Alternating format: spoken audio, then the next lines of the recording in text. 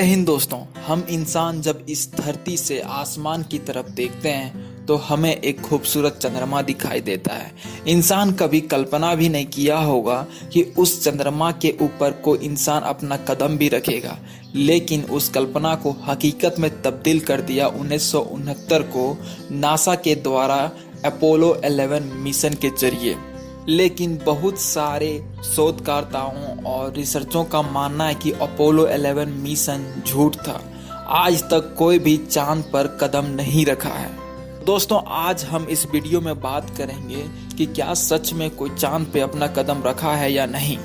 इसके लिए आप इस वीडियो को पूरा देखिए और हमारे इस चैनल को सब्सक्राइब कीजिए और साथ में बेल आइकन दबा के नोटिफिकेशन ऑल कर दीजिए ताकि वीडियो की अपडेट आपको हमेशा मिलती रहे। चांद पर लैंडिंग की पहली बार प्रसारण जुलाई 1969 में की गई थी, लेकिन अभी भी बहुत से लोगों का मानना है कि आज तक कोई भी चांद पर कदम नहीं रखा है। अमेरिकी एजेंसी नासा यह रिपोर्ट बताती है कि अमेरिका के 5% लोग यह सोचते हैं कि चांद पर कदम रखने वाली बात एकदम अफवाह है।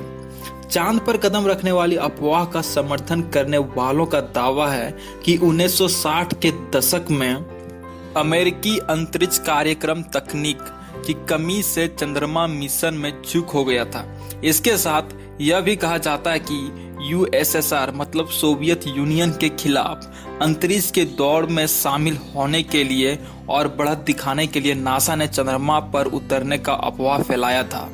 नील आर्मस्ट्रांग ने चांद पर उतरने के बाद कहा था कि मानव के लिए यह छोटा कदम मानव जाति के लिए एक बड़ी छलांग है।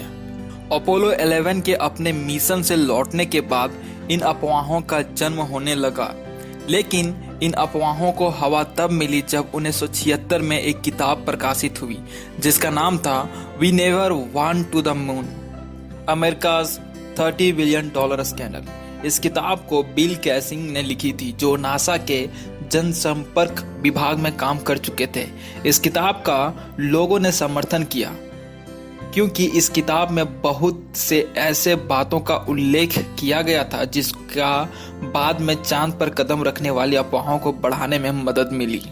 चांद पर लैंडिंग करने के बाद जब अमेरिका का झंडा चांद पर लहरा रहा था तो इस दावे को भी लोग झूठ मानते थे। लोगों का कहना था कि चांद पर बिना वायुमंडल के वहां पर झंडा कैसे लहरा सकता है। यह दावा झूठ है और अमेरिका अपना बढ़त पाने के लिए ऐसा अफवाह फैला रहा है। लेकिन कैलिफोर्निया विश्वविद्यालय मतलब कैलिफोर्निया यूनिवर्सिटी में शोधकर्ताओं का कर रहे थे और खगोल शास्त्री माइकल टीच का कहना है कि चांद पर अमेरिका का लहराता हुआ झंडा को सही साबित करने के लिए कई तर्क आ सकते हैं। वे बताते हैं कि नील आर्मस्ट्रांग और उनके साथी बज अल्ड्रिन ने अपने बल से झंडे को सतह से जमाया, इसीलिए उसमें सिलवटें दिखाई दे रही है। इसके अलावा झंडे का आकार भी ऐसा था क्योंकि चंद्रमा पर गुरुत्वाकर्षण पृथ्वी की तुलना में 6 गुना मतलब 6 टाइम्स कम है। लोगों का यह भी कहना है कि चंद्रमा में दिखाए गए पैरों का निशान भी एक अफवाह है। लोग इसके लिए तर्क देते हैं कि चंद्रमा पर नमी की कमी के कारण इस तरह के निशान नहीं बन सकते हैं जैसा तस्वीर में दिखाई दे रहा है। लेकिन एरिजोना स्टेट यूनिवर्सिटी के प्रोफेसर मार्क रॉबिन्सन इसका वैज्ञानिक स्पष्टीकरण देते हुए बताते हैं कि चंद्रमा मिट्टी की चट्टानों और धूलों की एक परत से ढका हुआ है जिसे रेजोलिस नाम दिया गया है। यह सतह कदम रखने पर आसानी से संकुचित हो जाती है। चूंकि मिट्टी के कण भी इस परत में मिश्रित होते हैं, इसीलिए पैर के हट जाने के बाद पैरों का निशान रह जाता है।